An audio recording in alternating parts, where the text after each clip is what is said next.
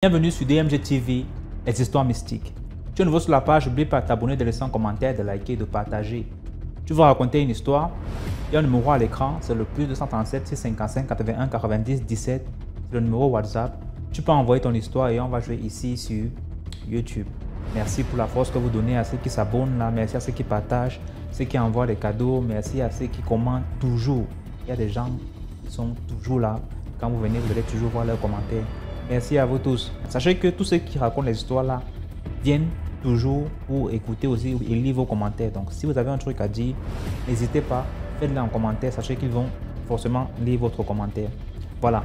Donc écoutez attentivement s'il vous plaît. Première histoire. Olani à tous et à toutes. Vous allez bien, j'espère. Voilà, merci encore de m'accueillir. Connaissez le refrain quotidien. Vous savez ce que vous avez à faire, voilà. On va aller sans plus tarder à l'histoire que je viens vous raconter aujourd'hui. Une histoire que je vais intituler « Le bon ami ». Donc, c'est l'histoire de deux potes, des amis, qui étaient des meilleurs potes, quoi. Ils s'entendaient bien, ils groovaient bien, ils faisaient tout ensemble. C'était des jeunes âgés d'environ une vingtaine d'années. Donc, ils faisaient tout ensemble et tout. L'un, c'était un fils à papa. Et l'autre, bon, c'était le fils d'un prolétaire. Donc, quand il grouvait, c'est le fils à papa qui assurait toujours.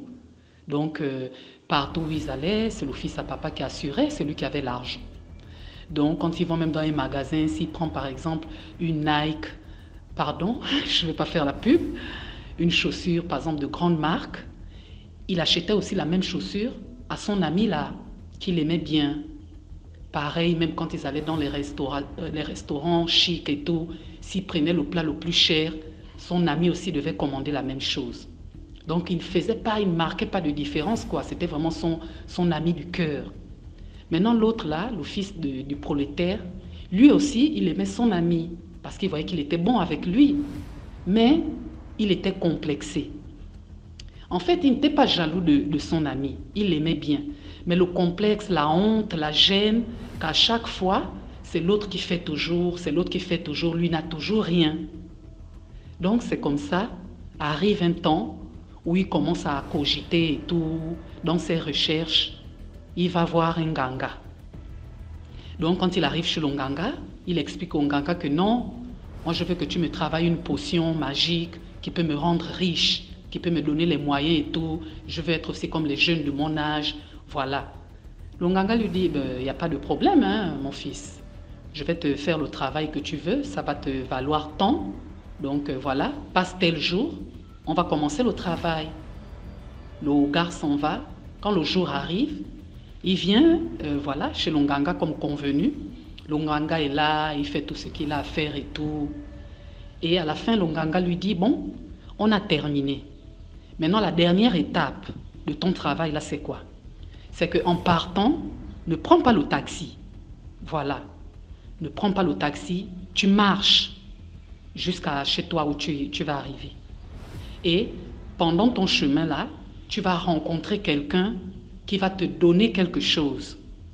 C'est cette chose-là qui sera la clé de ton avenir. Sois seulement attentif. Allez, vas-y, que toute ma bénédiction t'accompagne. Le petit là, il est content, il commence déjà à rêver. Ah mon Dieu, là je dois acheter ça, je dois faire ceci, je dois faire cela et tout. C'est comme ça pendant qu'il marche. Il y a une fille qui passe, elle est là, tac, une jeune demoiselle qui passe elle devant lui. Le voilà. Putain, la classe. Wow! Mais ça c'est pour moi ça. C'est net ma pointure. Oh merde! Mais c'est celle-là qui va manger mon argent. La go est là aussi, elle tue le look et tout. Il est là maintenant, les yeux étoilés. Et c'est comme ça, arrive par là un vieillard, qui était un vieillard voûté avec son bâton. Le vieillard s'adresse à lui. Ma fils, oh bouge là-bas. Ça, c'est quel monstre? Oh, tu me veux quoi? Pardonnez, papa. Venez d'abord. Mais toi, tu es fou, hein? Qui est ton papa? Oh, regardez-moi le vieillard là. Moi, je suis en train de courir derrière mon dolo, mon théma qui me file entre les doigts. Toi, tu viens m'interrompre. Que tu peux me donner quoi? Oh, du balai. Il est là, il court derrière la fille en question. Mais il a peur de vue, donc il est là, il cherche, il regarde à gauche, à droite. Il ne retrouve plus la fille, il ne la voit plus. C'est comme ça qu'il se rappelle que mince, c'est certainement le vieillard là. Donc il rebrousse chemin en courant. Quand il revient à l'endroit où était le vieillard, il essaie de regarder encore à gauche, à droite. Rien. Le vieillard aussi avait déjà disparu. Donc il était maintenant là perdu et tout, un peu attristé. Mais il s'est donné un peu de courage que bon, ça va, je ne suis pas encore arrivé à la maison. Peut-être que pendant le chemin encore qui m'attend, je vais trouver ma solution. Donc il se met là, il marche, mais rien à faire jusqu'à il arrive chez lui. Donc il est là, il tourne, il réfléchit, il finit par s'endormir. Le lendemain, il va maintenant voir l'Onganga. Pardon, le boss, arrange. L'Onganga dit arranger quoi? Ici chez nous, la chance c'est une fois. Si tu n'as pas saisi, je ne peux rien. Hein. Moi aussi, je travaille avec les esprits. Et le bouiti que je t'ai travaillé là, c'est un esprit que j'ai réveillé d'entre les morts et que tu devras vivre avec. Oh, arrête le boss. L'esprit il est sur moi. Mais qu'est-ce que tu crois, petit? Quand vous voulez faire les choses qui vous dépassent, c'est ça? Vous voyez seulement que, non, vous voulez aussi éclabousser comme les autres. Merde! Je suis foutu. Pardon, le boss. Trouve une solution pour ton petit. Je t'ai déjà dit qu'il n'y a rien à faire. Je l'ai réveillé. Tu es sa demeure? Il va aller où? Et c'est pas n'importe qui, hein? Et là où il ne va pas travailler là, il va seulement t'embêter. C'est comme ça, l'histoire là est vraie. Jusqu'à présent, le garlet là, il est devenu un peu zinzin quoi. Quand tu le vois, tu sens qu'il n'a pas toute sa tête.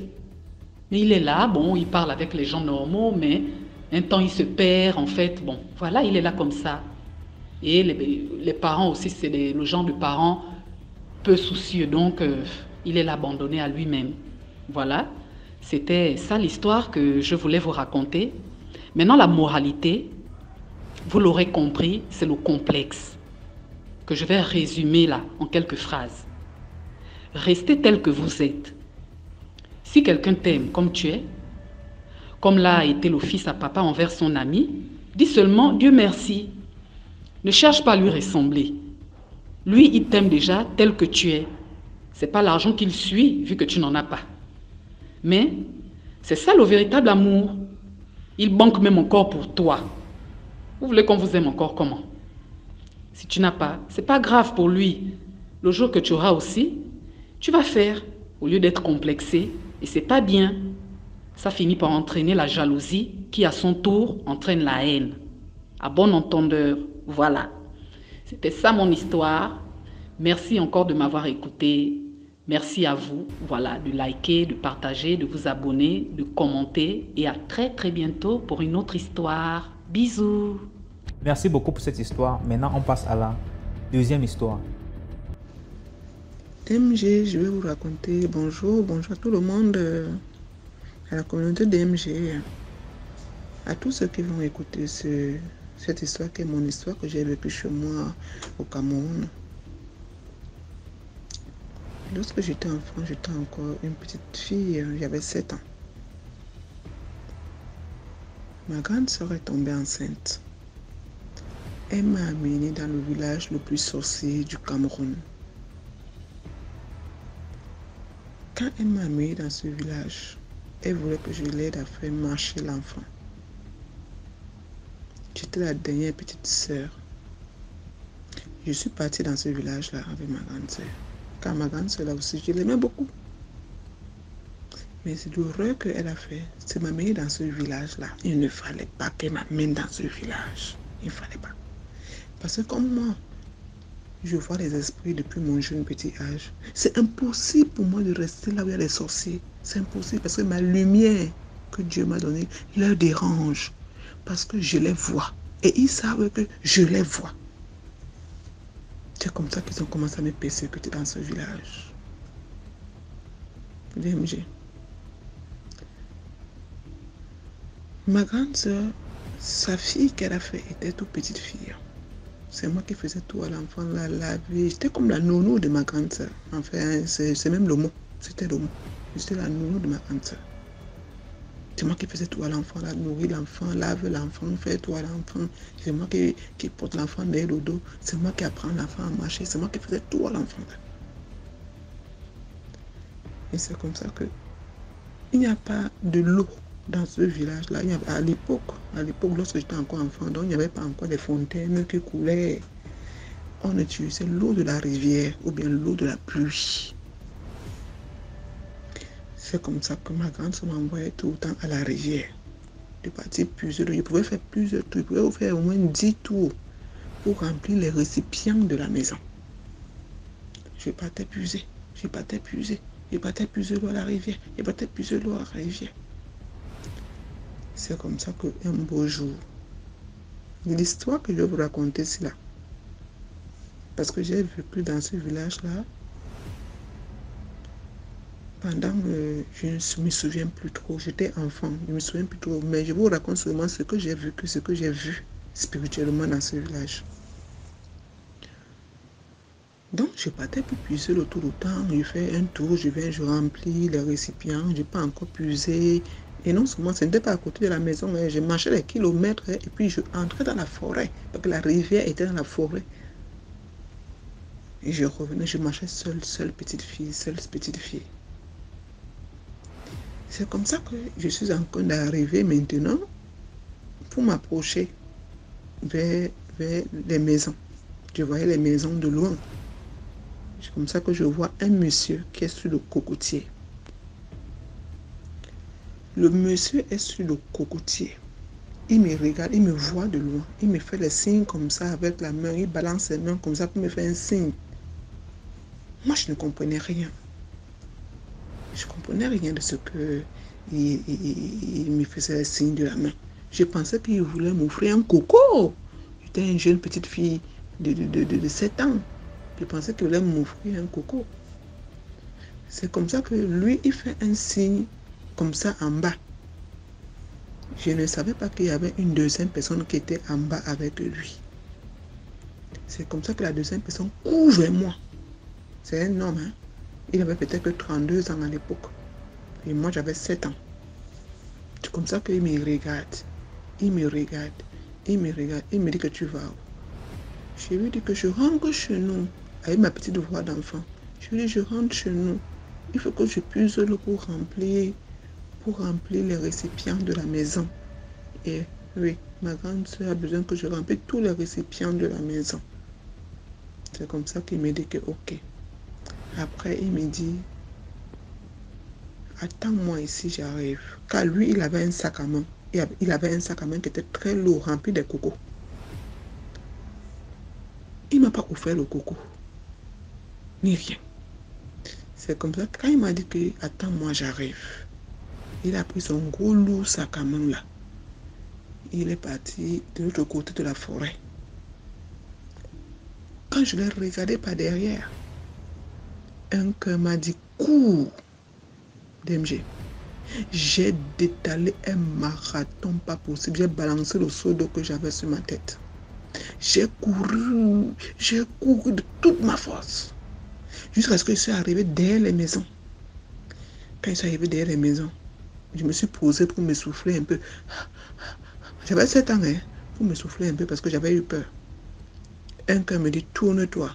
Quand je me tourne, je vois le type derrière moi avec la machette.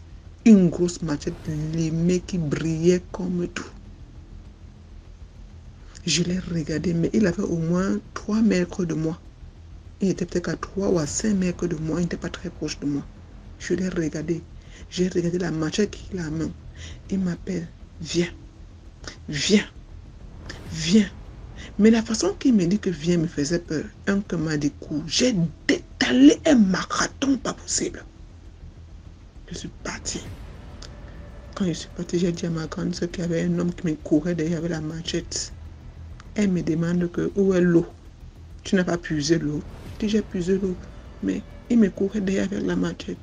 Ce que ma grande soeur a eu à faire, c'est de m'allumer une bastonnade pas possible. Après, il m'a dit que tu ne passes plus là-bas quand tu vas aller puiser l'eau. Ne passe plus sur le chemin, là, tu as compris. J'ai dit ok.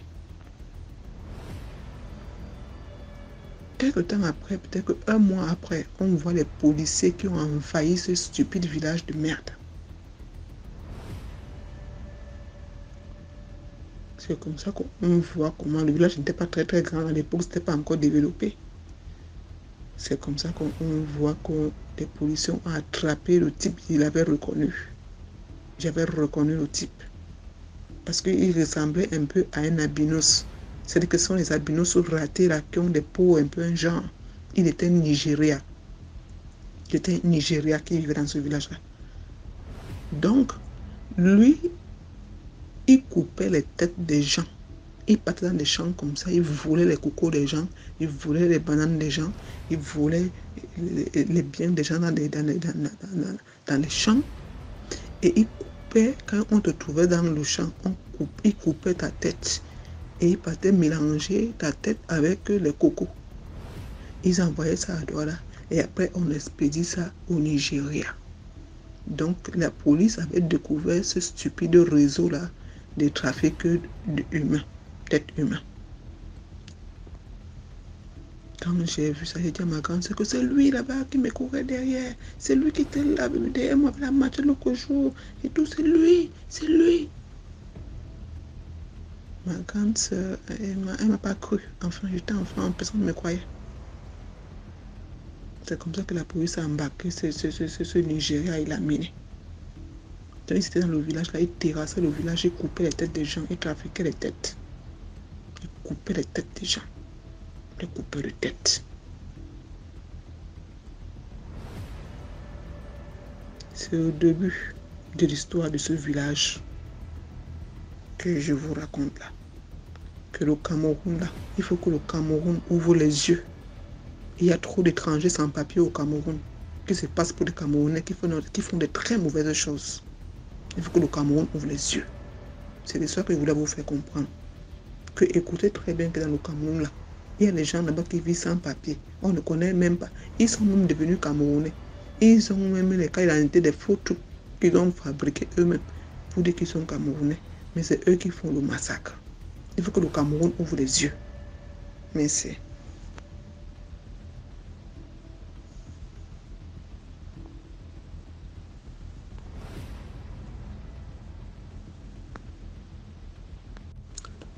C'est la suite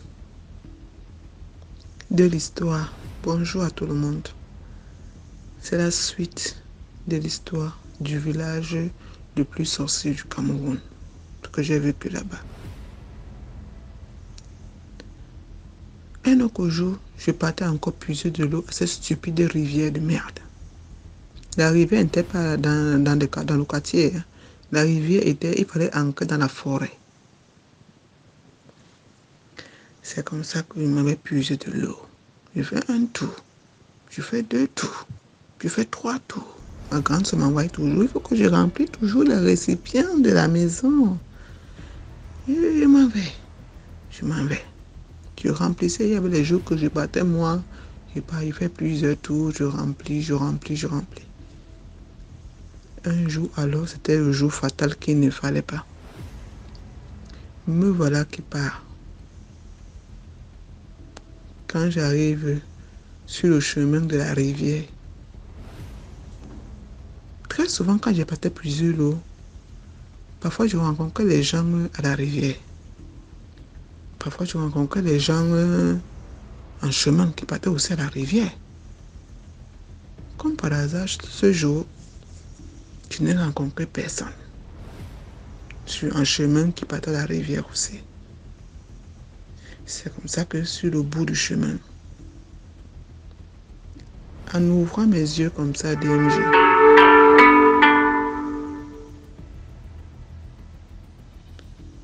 en ouvrant mes yeux, qu'est-ce que je vois?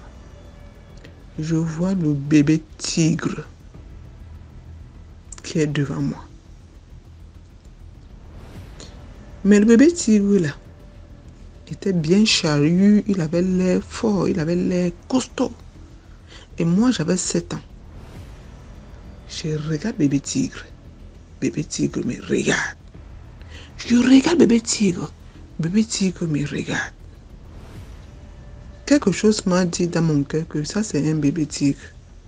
Mais sa maman n'est pas loin. Là où tu es là, il faut courir. DMG. C'est comme ça qu'avec mes petits pieds de 7 ans, j'ai centré un marathon.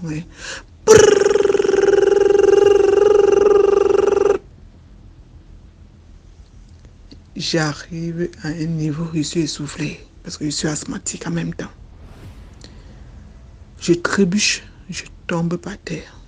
Quand je tombe, mon seau que j'avais en main aussi s'est tombé là-bas dans un truc. Je ne calculais plus le seau. Je voulais soit me sauver de là. Moi, en me levant comme ça pour continuer à courir, DMG, bébé tigre est devant moi de l'autre côté. Je n'ai pas compris comment bébé tigre est quitté derrière moi. Je n'ai pas compris comment bébé tigre a atterri devant moi. Ça m'a traversé comment? Ça m'a traversé comment? Quand je ouvre mes yeux comme ça, bébé tigre est en face de moi. Un cœur me dit cours, je cours pour rentrer du côté de la rivière. J'ai couru. Quand je suis arrivé vers la rivière, il y a une colline. Il fallait descendre la colline. DMG. En écartant mes yeux comme ça, je vois un monsieur qui est en bas de la colline, qui me tend la main. Il me fait comme ça, viens, viens. J'ai regardé. Mais il était torse nu. Et puis, il avait un bermuda noir. Et puis, il ressemblait à un chasseur. Il était torse nu. Il avait un bermuda noir. Et puis, il avait un truc accroché sur lui, comme les pygmées. J'ai regardé comme ça. J'ai dit non. Un qui m'a dit, fais demi-tour. J'ai préféré partir vers là où il y a bébé tigre. J'ai commencé à marcher pour aller. Je regardais comme ça, si je vais croiser bébé tigre. Je regardais comme ça. Je n'ai plus vu bébé tigre. Je commence à courir encore pour partir. Quand j'arrive au milieu du chemin, je ne vois plus bébé tigre là. Je rencontre trois femmes âgées. Ils m'ont regardé. Ils m'ont demandé qu'est-ce que je fais ici. J'ai dit je suis venu pour puiser de l'eau. Mais il y a un bébé tigre qui me court derrière. Ils m'ont regardé. Ils m'ont dit qui t'a envoyé ici. J'ai dit mais c'est ma grande soeur qui m'a envoyé pour puiser de l'eau. Ils m'ont demandé que rentre vite à la maison. Tu ne sais pas qu'on ne vient pas ici à la rivière à midi 13h. Ta grande soeur qui t'envoie pour puiser de l'eau ne t'a pas dit qu'on ne vient pas dans cette rivière-ci à midi 13h. Rentre vite à la maison. Il faut dire à ta grande soeur qu'elle ne t'envoie plus ici à la rivière à midi 13h. Ici à la rivière, c'est l'heure pour les hommes. Tu as compris avec quoi? Va à la maison. J'ai détalé le marathon.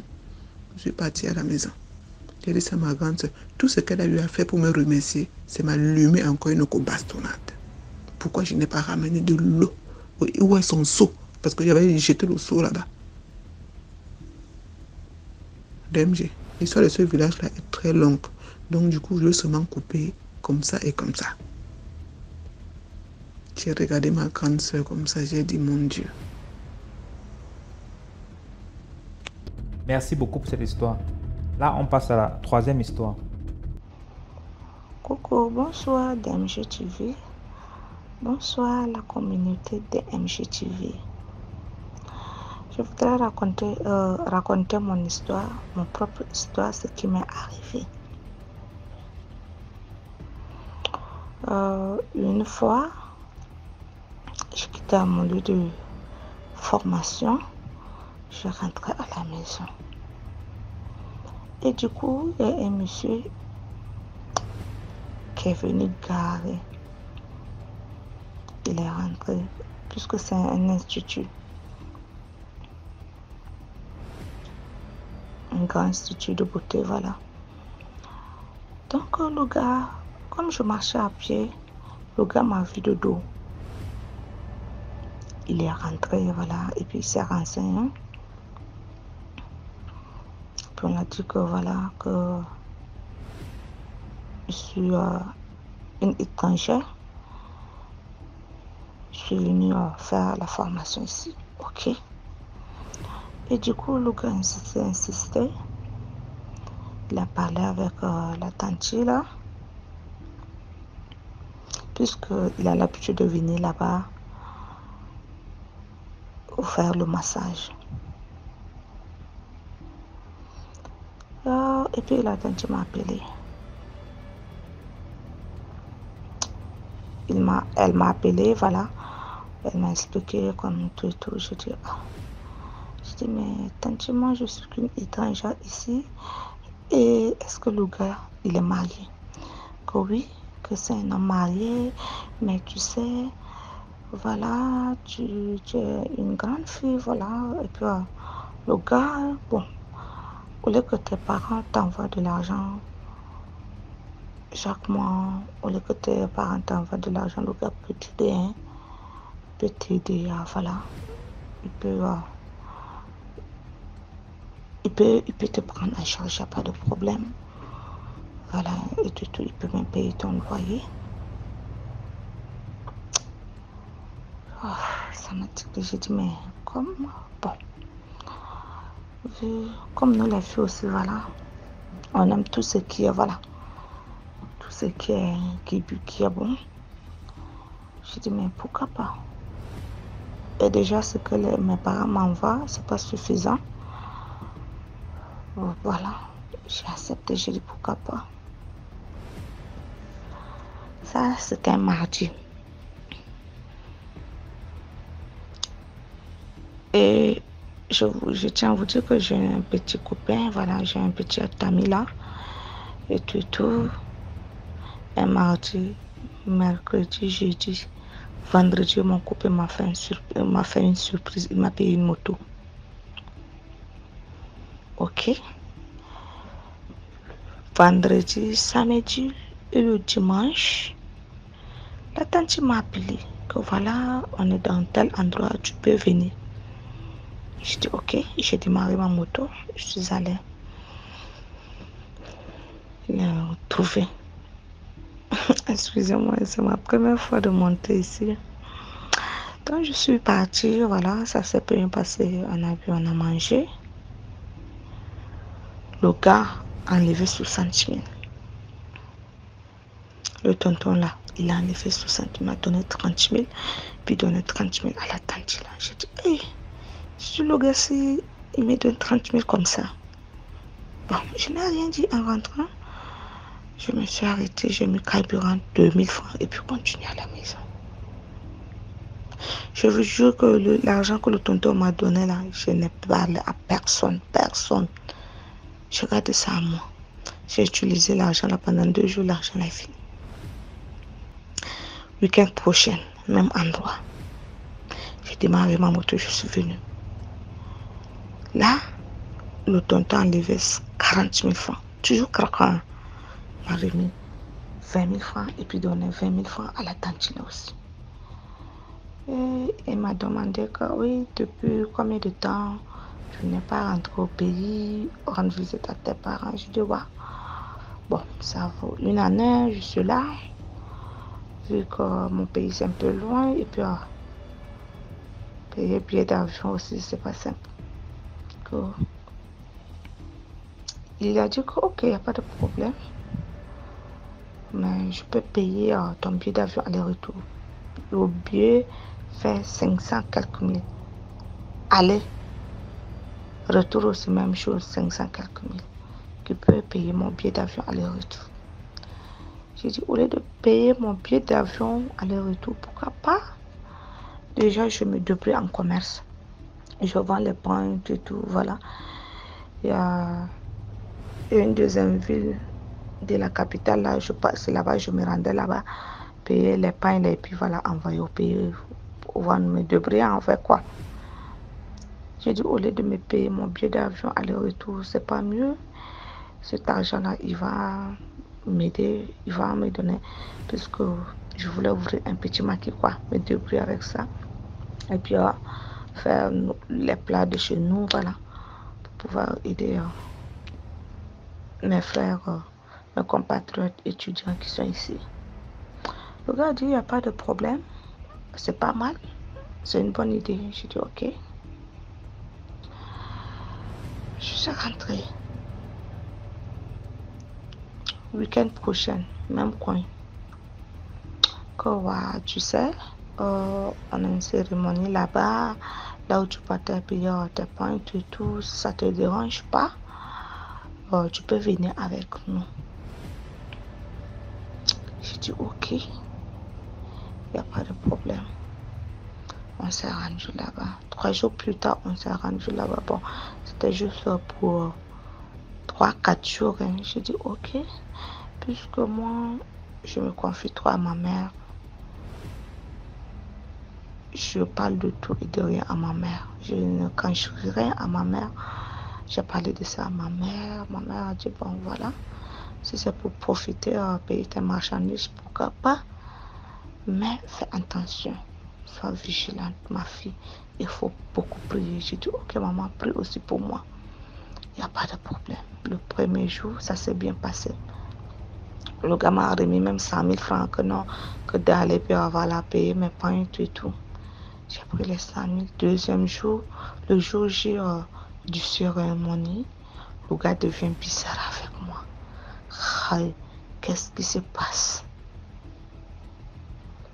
Toute la journée, le gars m'a même pas adressé la parole. J'ai dit, mais j'ai fait quoi de mal? J'ai dit, mais tanti, qu'est-ce que j'ai fait de mal? Moi, je n'ai rien fait, mais pourquoi le gars devient bizarre avec moi? Que non, que t'inquiète, ça va aller tout. Le soir, le gars a remis l'argent de mon transport à la tante là que de me remettre, que de monter sur la capitale. J'ai dit, mais qu'est-ce que c'est passé? Moi, je n'ai rien dit. J'ai pris l'argent et le lendemain matin, à 7h, j'ai pris quand je suis rentrée chez moi. Je suis rentrée à la capitale. Le gars m'a même pas appelé pour dire que voilà, est-ce que tu es bien rentré, tu es ouvrier? C'est moi, je lui ai envoyé un message. J'ai dit, oui, je suis bien rentrée. Le gars m'a même pas répondu. Moi aussi, j'ai dit, bon, j'ai pas analysé, j'ai dit, en tout cas, moi, je sais que je n'ai rien fait de mal, voilà. Le soir, je me mets en prière, j'ai dit, mais si j'ai fait quelque chose de mal au monsieur, que Dieu n'a qu'à me pardonner. Quelques jours plus tard, je suivais une prière en ligne là. Du coup, je suis tombée, je suis rentrée en transe. Je suis rentrée en transe comme ça. Bon, je vais nommer le nom du monsieur, Babali. Quand je suis rentrée en transe comme ça, je dis Babali, pourquoi? Babali, pourquoi? Je dis Babali m'a donné 30 000, il a enlevé ma chance. Je dis Babali m'a donné 30 000 francs, il a enlevé ma chance. Et je tiens à vous dire que l'argent, le 30 000 que le monsieur m'avait donné le premier jour, je n'ai dit à personne, je n'ai parlé à personne, même pas à ma petite soeur. Je vis avec ma petite soeur. C'est une étudiante aussi. Ma petite soeur était arrêtée là. Et après, ma petite soeur a dit, qu'est-ce que tu as dit? Babali, c'est qui? Tu as dit, Babali t'a donné 30 000, a enlevé ta chance. Moi-même, ça m'a étonné. J'ai dit, comment ça? Comment c'est possible? Donc, le gars m'a amené là-bas. Je ne sais pas. Le gars m'a amené là-bas. C'était pour me tuer ou bien c'était pour me faire quelque chose comme il n'a pas réussi. Et puis, je vous jure que ma mère, c'est une dame de prière. C'est vraiment une femme de prière. Ma maman prie beaucoup. Et elle nous a appris à prier. On prie. Dimanche comme cela, là, il commence à nous appeler à 5-6 heures du matin. Oui, j'espère que vous allez bien. J'espère que vous vous préparez pour aller à l'église. Allez-y à l'église, mes filles. Putain.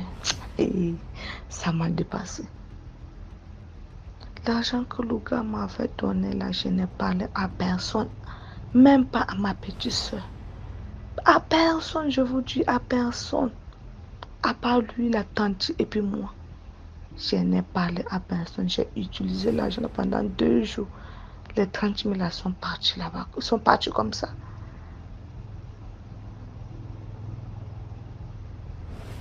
Et quand je suis rentrée, quand j'ai commencé à prier, c'est sorti de ma bouche. J'ai dit, le gars m'a donné 30 000 francs, il a enlevé ma chance. Il m'a donné 30 000 francs, il a enlevé ma chance.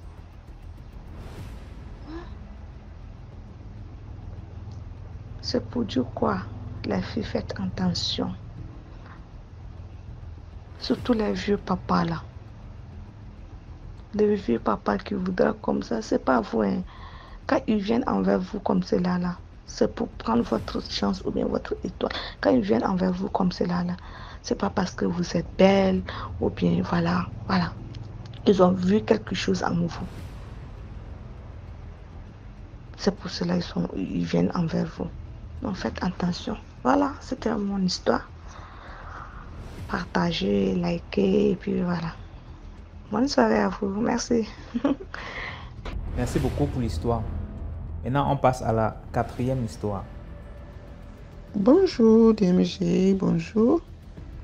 Je vais vous raconter encore une petite histoire. J'ai profité aujourd'hui parce que la fille elle est partie au centre de loisirs. Et moi aujourd'hui je ne vais pas travailler aujourd'hui. J'ai profité pour raconter encore une petite histoire. Donc ma nourrice voulait me faire mourir toujours après affaire du tonnerre. Elle a cherché une autre stratégie pour me tuer. C'est comme ça qu'un beau jour, on était toujours deux. Parce qu'elle était couturière, elle avait sa machine, elle faisait coudre les vêtements, donc les gens passaient des commandes et tout, elle faisait la couture. Donc elle est partie à la véranda pour coudre à la véranda et tout. Et moi, je ne sais pas d'où je sortais, de mes jeux et tout ça. Je couvre la véranda vers elle. Mais sauf que en sortant de la maison, je vois un serpent qui est en train de venir vers moi pour entrer dans la maison. C'est comme ça que j'ai commencé à crier, serpent, serpent, serpent. Tu lui ai montré le serpent. C'était un petit serpent, pas un grand serpent. C'est comme ça qu'elle me dit en patois, tue le serpent. Tu lui dis pardon, elle me dit tu tues le serpent. J'ai enlevé ma sandale, j'ai commencé à taper, j'étais innocente, non? J'ai commencé à taper le serpent. Et le serpent cherche un moyen pour me mordre. Le serpent cherche un moyen pour me mordre. Elle me dit, tue le serpent. C'est comme ça que je tape le serpent. Le serpent soulève sa tête pour me mordre. J'ai esquivé le serpent. Elle me dit, tue le serpent. Je tape le serpent. Le serpent ne meurt pas. Ça veut me mordre, ça veut me sauter dessus. Parce que Dieu m'a donné la force. J'ai donné un bon coup à ce bébé serpent. Ce n'était pas un grand serpent. C'est comme ça que j'ai tué le serpent. Quand j'ai tué le serpent, elle m'a regardé. Elle m'a regardé. Et moi aussi, je l'ai regardé. Elle me dit que prends le serpent, va jeter. Comme ça que j'ai porté le bébé serpent là. Je suis allé jeter ça. Quand je reviens, elle me fait comprendre que tu sais quoi? Tu ne vas plus vivre ici chez moi. Tu es trop forte. Tu ne vas plus vivre chez moi. Je vais te ramener au bled. Tu vas aller vivre au bled, tu as compris. Et elle me dit, j'avais fait quoi la maman là, non? Je l'aimais comme tout. Elle m'a pris lorsque j'avais enfant, j'étais enfant. J'avais peut-être que 8 ans. Mais elle faisait tout pour vouloir me faire tuer. Je ne sais pas si elle était sorcière et tout. Mais dans mes visions, je ne la voyais pas. Mais sauf qu'en physique, elle voulait me faire des choses physiquement. Elle a d'abord envoyé le tonnerre m'a raté. Maintenant, elle envoie le serpent. Et elle me force de tuer le serpent. Comment est-ce que tu vas voir le serpent devant un enfant? Tu demandes à un enfant de tuer le serpent. À l'époque, là, j'avais 13 ans et puis j'étais vieille, je ne connaissais pas les hommes. Donc, le serpent m'avait peur de moi. Quand j'ai fini de tuer le serpent, elle m'a regardé encore 2 fois. Elle me dit que tu ne vas plus vivre ici, là, tu es trop forte. Tu vas plus vivre ici. Il faut partir. Je vais te ramener au bled. Pour moi, quoi, elle a inventé encore une autre histoire. Un jour, m'a amené chez un grand-père qui avait 66 ans. Il m'a abandonné au village là-bas, que j'ai même réussi à fuir ce village à un beau jour. La grand-mère, là, elle n'était pas vieille. Elle avait 58 ans à l'époque. Je l'aimais comme tout, mais elle nous a séparés de manière brute.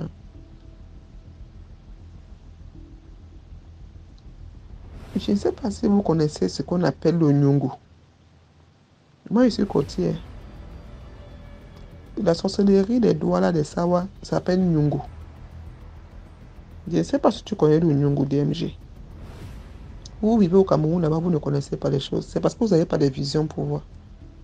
Le Nyungu, c'est des demi-serpents qui n'ont pas de queue.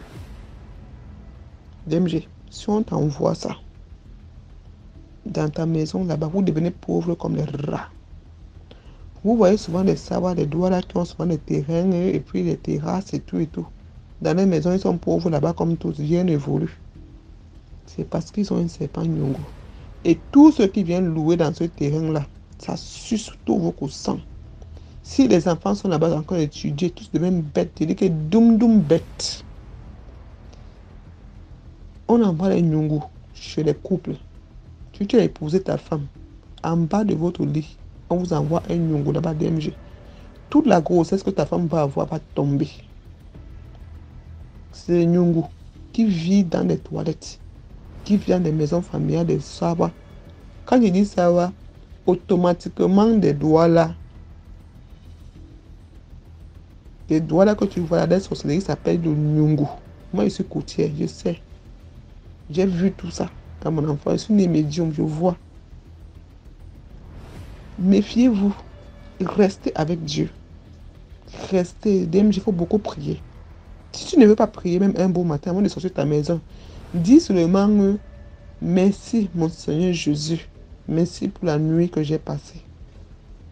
Parce que DMG, dans ta maison où tu vis, tu ne vis pas seul dedans. Il y a les esprits qui vivent chez toi. Même chez moi ici à Paris, il y a les esprits qui vivent avec moi. Mais prie seulement Dieu que ce soit les bons esprits, qui te rapportent les bonnes choses. Mais si tu as la marche d'avoir les mauvais esprits, DMG, vous devenez tous pauvres. Tout ce que tu fais ne marche pas. Et si on te lance un Nyungu, c'est terrible encore, ce Terminator. C'est un serpent qui n'a pas de queue. Donc, imagine-toi un serpent qui a 4 mètres. On le divise en 4. C'est un bout de serpent qui est trop laid. Le plus laid serpent du monde s'appelle Nyungu, mais il est mystique. Si tu le vois DMG, tu vas vomir tous les jours. Il est laid comme tout. Il est rond comme ça, il n'a pas de queue. Il est un peu blanchâtre avec les taches noires dessus. Il ressemble à un panthère. Il n'a pas de queue. Mais il prend toutes vos chances DMG. Même si tu étais steward, un jour tu vas même démissionner, même si tu es de ton boulot, même ça va pourquoi tu as démissionné. Un jour tu t'es levé comme ça, on te chasse de ton travail, on ne sait pas pourquoi on t'a chassé. Dans toutes vos familles là, tous les enfants qui vivent là-bas là, deviennent doum bêtes. Ils vont seulement ramener les 0-0 à la maison. Ta femme, tous ses grossesses vont tomber. Tu vas tourmenter ta femme tous les jours, tu vois qu'elle ne tombe pas enceinte. C'est le Nyungu qui suce tout ça. On le met en bas du lit. On le met en bas de vos oreillers. Ils sont spirituels, hein? Mais tu peux aussi le voir physique. Si tu as le pouvoir, la force, non, tu peux le voir. Moi, je l'ai vu. Je l'ai vu. On le met dans les toilettes. Vous partez aux toilettes tous les jours, vous asseoir aux toilettes là. Le Nyungu là-bas, il ouvre sa bouche comme ça. Tout ce que vous faites aux toilettes, vous lavez vos fesses là-bas, excusez-moi du terme, vous faites pipi, vous faites caca et tout, excusez-moi du terme, pardon. Je veux seulement vous expliquer, vous comprenez. Il ouvre sa bouche, tout ancre dans sa gorge. Toutes vos chances, il suce comme jusqu'à la moelle épinière DMG. C'est juste pour vous faire comprendre que restez avec Dieu. Il y a des choses que vous vivez là-bas au Cameroun, vous ne connaissez pas. Moi, j'ai tout vu à ma jeunesse, même jusqu'à présent. Je prie beaucoup. Je suis resté avec Dieu. Restez avec Dieu. C'est le seul pour vous sauver. Restez avec Dieu. Les marabouts là et tout. Marabout, c'est qui? Tu ne suis pas encore sur le marabout, c'est le Terminator. Restez avec Dieu. Merci. Merci pour l'histoire. Bonsoir DMG, bonsoir la communauté. J'espère que vous allez bien.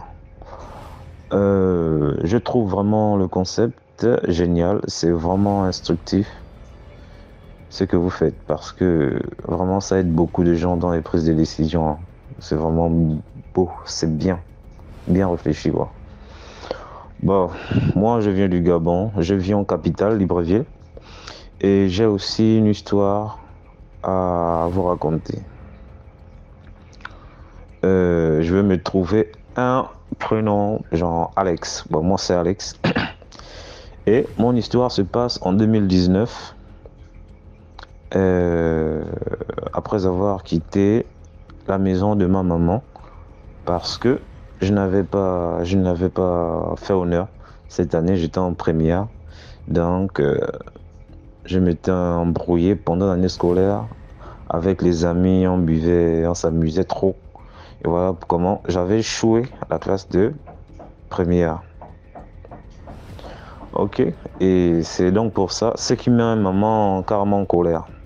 Donc, la fin d'année arriva et elle décide de m'envoyer chez mes parents côté paternel. Boum, je pars. Et j'étais, bon, on va dire un peu fâché, mais bon, elle avait raison. Quand je vais là-bas, je crois que j'avais déjà fait, j'étais parti chez ma grande sœur qui vivait avec son gars et leur petite fille. En arrivant là-bas, voilà comment, un jour, je crois 2 mois après, un jour on m'envoie au cadeau acheter la bouffe, la nourriture, tout ça. Je descends, je pars. À mon retour du cadeau, en traversant la route, je vois un homme qui traverse aussi la route, qui vient vers moi. Il me regarde droit dans les yeux et il me dit « Attends, tiens, toi là, il me semble t'avoir déjà vu. On se connaît pas? On s'est pas déjà vu quelque part ?» J'ai dit « Comment ça ?»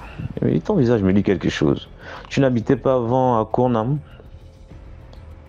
Je dis « Si, j'habitais à Cournam, mais ça remonte. C'était en 2000, année scolaire 2017-2018. Là, j'étais encore même en seconde. » Il dit « Tiens, voilà, ça on dirait là-bas qu'on s'est vu. C'est quoi ton prénom ?» Je réponds « Moi, c'est Alex. » Il dit « Waouh, quelle coïncidence. Moi aussi, c'est Alex. Donc, on est des homonymes apparemment. » J'ai dit « Ah, moi, ça m'étonne en fait. Ça m'étonnait parce que je ne l'avais jamais vu. » Et c'est là qu'il me demande mon contact. Est-ce que je peux avoir ton contact? Je vais t'appeler pour qu'on puisse discuter autour d'un pot. J'ai dit, monsieur, ok, il n'y a pas de problème. Je laisse mon contact. Bon. Je rentre à la maison ensuite. Je laisse les courses que j'avais faites. J'ai laissé ça à la maison. Je pense, un jour, il m'avait pas appelé. C'est le deuxième jour. Voilà, il a fait au moins 2 jours sans m'appeler. C'est à la soirée du deuxième jour que le monsieur m'appelle. Bonsoir, oui, c'est Alex. Ton homonyme, le gars qui avait pris ton numéro en bas face du cadeau là. Est-ce que tu te souviens? C'est ça, je dis oui, je me souviens, très bien même. Il me dit bon, est-ce que tu es là chez toi? Parce qu'on était dans le même quartier. Tu es là chez toi? Je dis oui, je suis là à la maison. Bon, je voulais te voir pour discuter d'un truc là. Je voulais te parler d'un truc la dernière fois, mais je t'avais proposé de le faire autour d'un pot. Ça, j'ai dit ok, y a pas de problème. Donc je te retrouve où? Il m'a dit retrouve-moi à la Gaboprix, en face de la Gaboprix. Je sors de la maison, je pars à la Gaboprix. Arrivé à la Gaboprix, je prends le téléphone, j'appelle le gars. Ouais, vous êtes où? Il me dit il est là quelque part, là il sort. Donc sa maison en fait n'était pas loin de la Gaboprix. Voilà lui, il m'appelle là. Il commence à me parler, oui, bon ça va, on dit quoi? Oui, c'est bien. En fait, je voulais te dire quelque chose. Ah, il commence à me parler. Je voulais te dire quelque chose. Ne le prends pas mal, hein.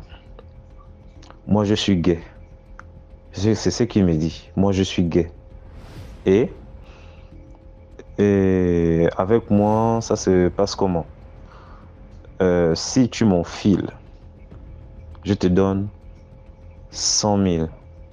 Si j'apprécie la chose, j'augmente, donc 150 000. Et si tu veux pas m'enfiler, tu me fais juste, bon, on se masturbe ensemble. Voilà, on se fait on se masturbe ensemble et puis à la fin de ça, je te donne 50 000. C'est ce que le monsieur me dit. Bon, moi aussi à l'époque, j'étais un petit, je sais pas comment dire ça. J'étais un petit fou.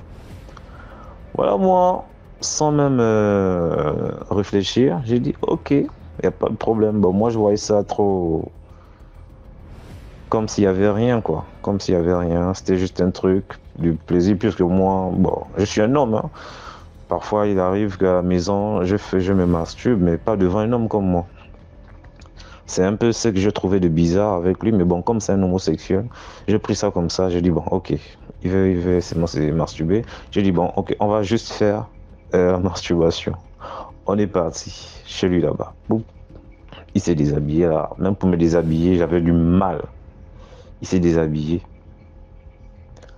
Après, le papa me dit de le faire. Donc je sens même que je ne suis pas, j'ai l'impression que c'est pas moi, quoi. Je suis dépassé et je suis debout avec un homme nu dans une salle. C'est quoi ça?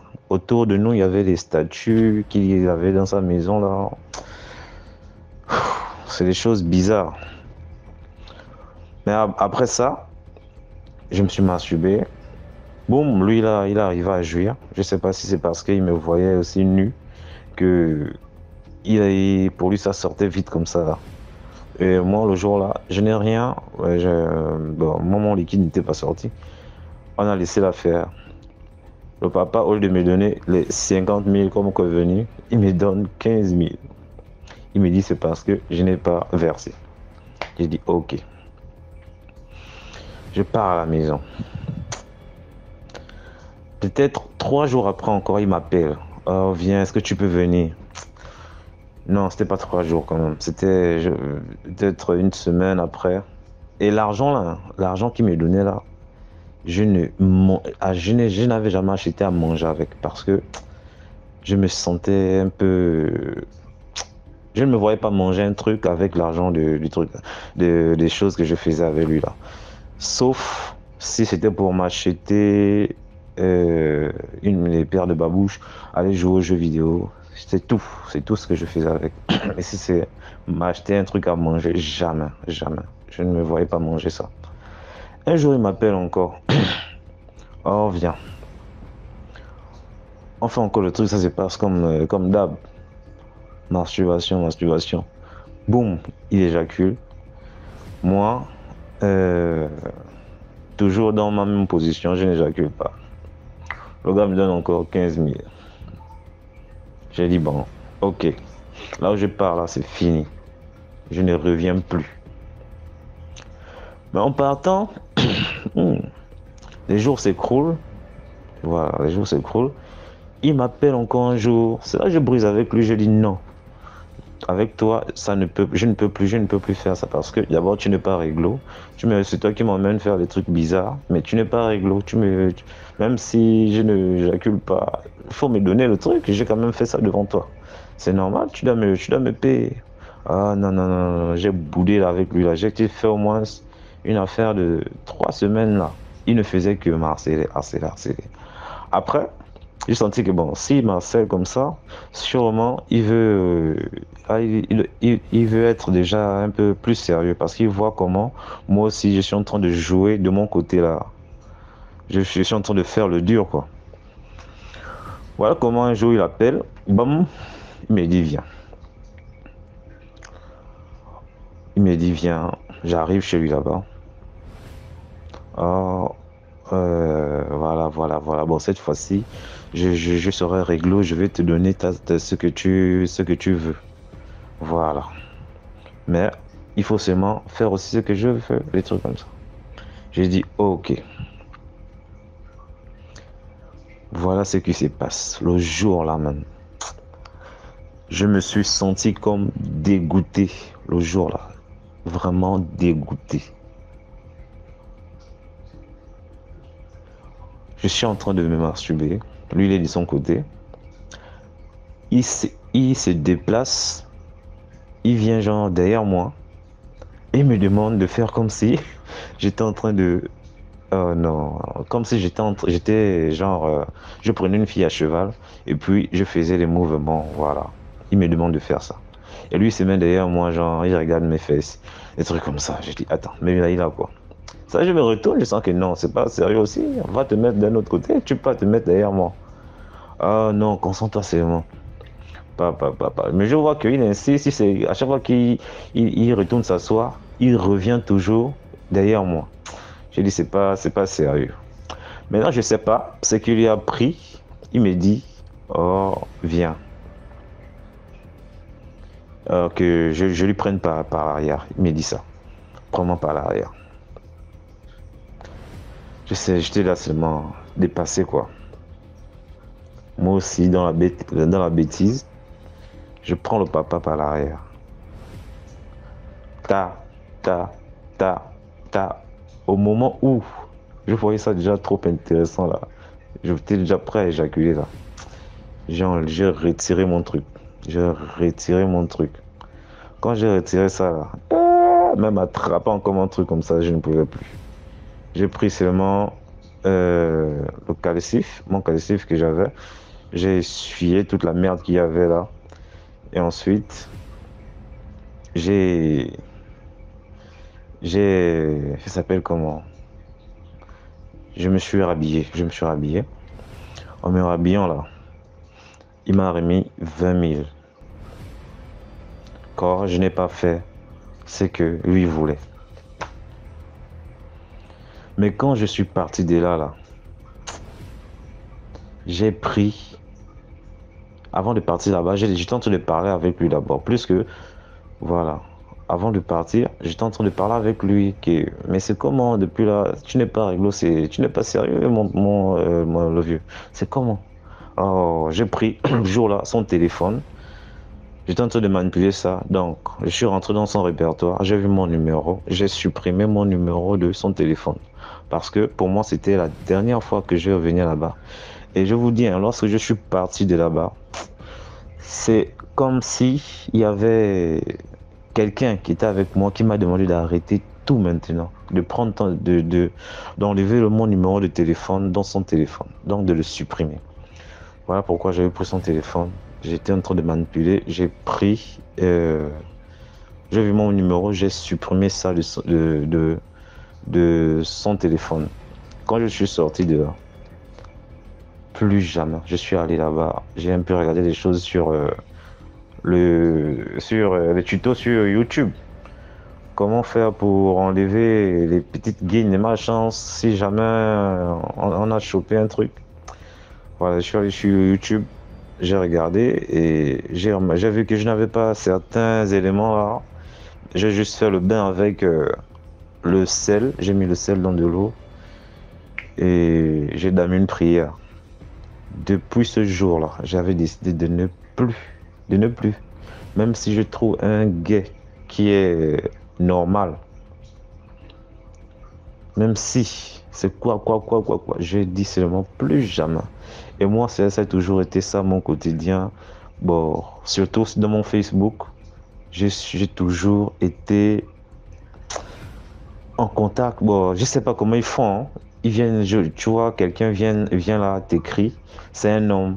Il va te parler des choses bizarres. Oh, moi je suis gay et toi tu es passif. Oh, tu es beau, tu as des jolies lèvres, tu es mignon. Moi je veux qu'on soit ensemble.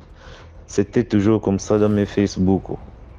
Même quand je marche dans un quartier, un gars me remarque là, c'est comme ça. Il cherche toujours à m'interpeller. Donc depuis l'affaire que j'avais eue avec le papa là, j'ai dit plus jamais.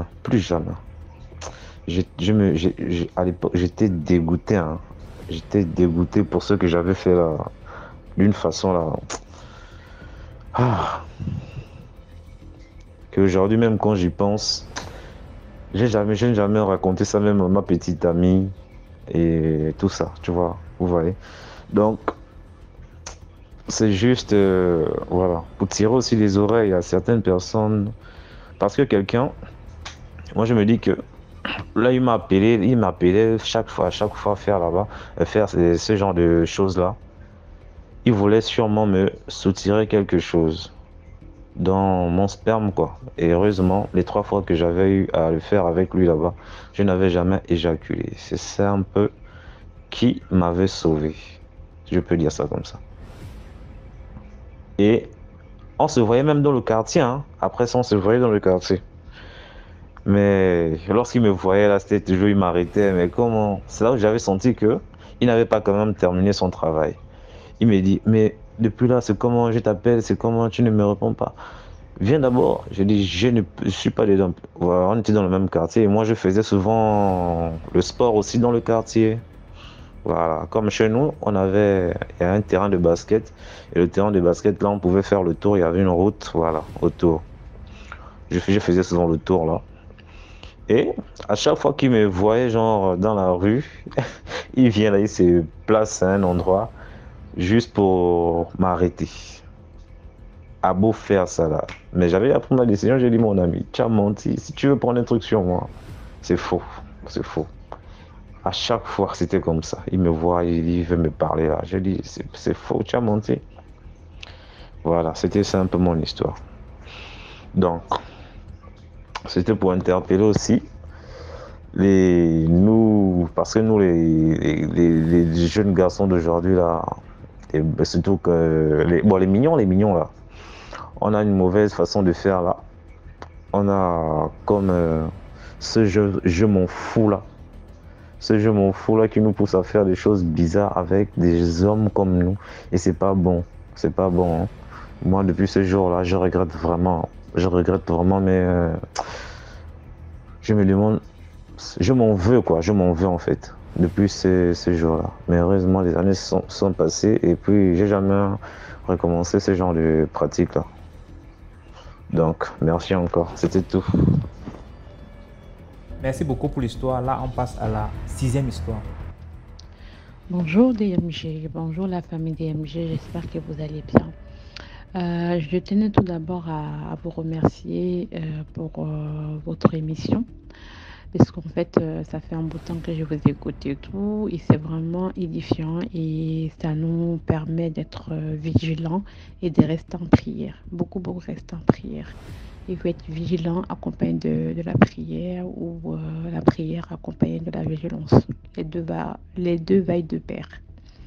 Alors, aujourd'hui, je tiens à te raconter mon histoire. Bon, c'est pas une histoire personnelle, mais c'est une histoire de ma famille, entre guillemets. Alors, je suis un enfant du pays de l'Afrique de l'Ouest. Et à l'époque, ça date de longtemps, de très très longtemps. On avait un grand-père, un arrière-grand-père en fait, qui était marié, qui avait plusieurs femmes. Et donc, il a eu que des garçons, beaucoup de garçons. Et chaque garçon est sorti pour aller prendre des femmes de toutes parts. Mali, Sénégal, Côte d'Ivoire, Burkina, Gabon, comment il s'appelle, Cameroun, il y a un peu de tout. Donc ça fait que ma famille est composée de plusieurs branches. Voilà, côté Sénégal, Congo, Mali, un peu de tout. Donc voilà. Et l'histoire que je vais te raconter, c'est plutôt côté branche Mali-Côte d'Ivoire. Voilà, Mali-Côte d'Ivoire. Donc, j'avais un oncle, à l'époque, j'avais à peine 8 ans. J'avais 8 ans et ça s'est passé en Côte d'Ivoire. Et cet oncle en question avait l'âge de se marier. Bon, l'oncle, on va l'appeler, je vais lui donner le nom Abou. Voilà, Abou, parce que c'est côté musulman. Donc, Abou avait l'âge de se marier. Donc, Abou, sa mère lui dit... Et Abou était un chauffeur, mais un chauffeur pas forcément à l'intérieur du pays, parce qu'il sortait aussi à l'extérieur. Il faisait des courses Mali, Côte d'Ivoire, Sénégal, des trucs comme ça. Donc voilà, Burkina, tout ça. Donc, à un moment donné, sa mère lui dit, c'est l'heure de te marier, alors trouve-toi une femme. Il lui dit, ok, c'est l'heure de me marier, mais j'ai pas encore trouvé une femme, j'attends la bonne. Et sa mère qui lui dit, oui, je te présente ta cousine. Tu vas te marier avec ta cousine, qui était ma mère. Et ma mère ne voulait pas se marier avec son cousin, parce que c'était son cousin direct. Et cette dernière, elle a fui, elle est partie. Et du coup, on lui a proposé à Abou, mon oncle Abou, une autre femme de la famille, un mariage arrangé. Donc, une cousine à lui, à ce dernier, à Abou, direct. Et Abou, il a dit, ok, il n'y a pas de problème. Vu que c'était sa mère qui lui avait donné la femme, il a dit, ok, puisqu'on dit chez nous, les musulmans, tes parents sont tes dieux sur terre. En fait, voilà. Donc, tu dois écouter tout ce que tes parents disent de faire. Donc, Abou a accepté de prendre la femme en question, mais sauf que c'était pas la femme qu'elle aimait, c'était pas son amour, voilà quoi, c'est pas sa femme de cœur. Ben, il a pris la dame, ils se sont mariés, ils ont fait des enfants et tout, et tout. Et entre-temps, ben, Abou continue à aller faire ses affaires, hein, voyager entre Sénégal, Mali, des trucs comme ça. Bon, il partait prendre des voitures là-bas, il ramenait, il conduisait les gens en touristes et tout ça et tout. Et il est tombé amoureux d'une autre femme malienne. Donc la femme ivoirienne, on va lui donner le nom Sali, voilà, Sali. Et la malienne, on va lui donner le nom Ami, d'accord, Ami. Et donc il est tombé sur une femme malienne qui s'appelait Ami, qui l'a aimée, oh là là, c'était l'amour de sa vie. La femme que lui-même il aimait, tu vois, parce qu'on lui avait donné. Et donc il a décidé de marier cette dernière. D'accord, il a décidé de marier cette dernière et il est venu en parler à sa famille. Sa mère l'a dit, ok, à partir du moment où tu as les moyens de prendre les deux, il n'y a pas de problème, moi ça ne me dérange pas. Et vois avec ta première épouse qui est Sali. Donc Abou voit Sali, il en parle et tout. Et Sali qui dit, niet, moi je ne suis pas d'accord, je ne veux pas de cette femme, ni aujourd'hui, ni demain, ni après-demain. Donc l'histoire, je vais le titrer, la dame qui a dérangé ses ancêtres et qui a payé le prix. Donc, Sali, dans tous ses états, elle a commencé à crier, elle a commencé à se mettre dans tout ça. Elle a commencé à dire, oui, si tu épouses cette femme, je te pardonnerai jamais, je ne serai plus ta femme, je t'empêche de me toucher la nuit, il n'y aura plus rien entre toi et moi, ni les histoires de hommes et femmes, la nuit, c'est fini, je te promets, je te jure, sur tous les ancêtres, sur tous nos aïeux, sur tout. Donc, elle a invoqué le tonnerre, tout, elle a juré sur tout. Elle a dit, si après ça, tu as épousé cette femme et que je me donne encore à toi, en tant que ta femme, que je meurs sur place, en fait. En gros, elle est rentrée dans tous ces délires. Bon. Elle a commencé à jurer, à insulter Abou, tout ça. Malgré ça, Abou, c'était son amour. Elle s'est dit, ouais, mais Ami, je vais la marier à tout prix. Que tu le veuilles ou pas, je la marie. Donc, Abou a marié Ami. Ils se sont mariés, ils ont fait une grande fête et tout. Donc, ils ont eu des enfants. Et entre-temps, comment il s'appelle, Sali ne voulait pas se donner à son mari pendant des mois et des mois et des mois, jusqu'à 6 mois plus tard. Comme on dit chez nous, la chose ne mange pas âvocat. Voilà, c'est ça des trucs.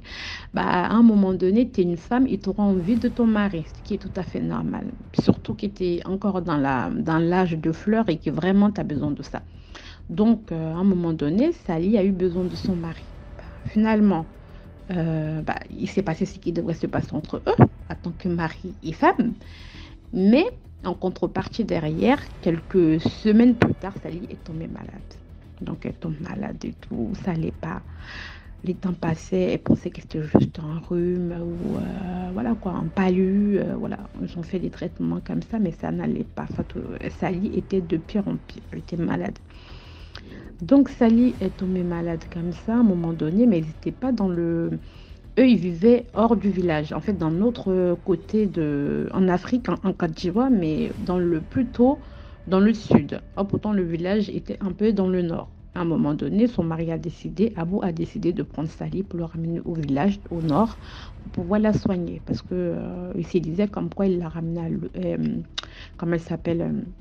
à l'hôpital, il a fait tous les traitements médicaux imaginables et possibles, il n'y avait rien. Elle était de pire en pire, malade. Et donc, on la ramène au nord. Ils ont commencé à consulter les gens, les adultes, les ancêtres et tout. À un moment donné, il y a un monsieur qui dit, un de nos aïeux, en fait, qui est plus de ce monde-là, heureusement, mais voilà, c'était le plus ancien des anciens. Il leur a dit comme quoi c'est normal que Sali soit malade. Sali avait juré il y a un moment, je ne sais pas si vous vous rappelez, comme quoi si Abou épousait Ami, elle n'allait plus se donner à Abou. et qu'elle a juré par tous ses ancêtres, elle a dérangé tous ses ancêtres pour cette histoire. Et au final, elle n'a pas pu tenir sa parole. Et elle s'est donnée à Abou. Donc, il y a eu ce qui s'est passé entre eux. Ça fait que ses ancêtres se sont retournés contre elle. Ils l'ont rendue malade. Vu qu'elle a juré qu'ici, pas malheur, elle se donne à son mari, qu'elle meurt sur place. Donc, voilà. On essaie de la réclamer. Donc, voilà, on la réclame. Elle va retourner voir ses ancêtres. Donc, du coup, on lui a demandé, mais qu'est-ce qu'il faut faire, comment faire pour éviter tout cela. Et ils ont dit, ok, il y a une seule condition. Voilà. Il faut laver Sali comme on lavait les morts. Dans la région musulmane, les musulmans le savent, comme si on lavait les morts. Et l'emballer dans le tissu blanc, comme si on emballait les morts musulmanes, en fait, dans le tissu blanc. Et la déposer, l'emballer de la tête aux pieds, jusqu'à ce que, genre, laisser juste le nez pour qu'elle puisse respirer, mais l'emballer de la tête aux pieds, en blanc. Donc, ce jour-là, ils ont pris Sali, ils sont allés laver Sali. Nous, on était là devant la porte et tout. Alors, moi, j'avais 8 ans. On était assis devant la porte et tout, parce que nous, c'était un village qui était vraiment un peu en avance, voilà quoi. Et que c'était vraiment, il y avait de la lumière partout, dans les maisons, même les lampadaires dans la rue, voilà, il y avait de la lumière partout. Et à un moment donné, elle était assise devant la porte et tout. On voit du monde qui rentre chez nous. Du monde. Je me suis dit, mais qu'est-ce qui se passe? C'était la nuit. Je me suis dit, mais qu'est-ce qui se passe et tout? Il y a eu un problème, qu'est-ce qu'il y a? Nous, on était là, tant qu'enfants, on parlait. Et à un moment, je vois comme quoi ils ont éteint la lumière. Il n'y avait plus de lumière.